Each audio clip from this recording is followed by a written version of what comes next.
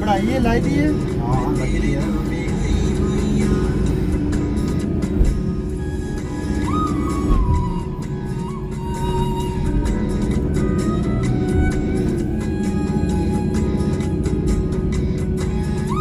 छापेगी सामने अच्छा रास्ता दो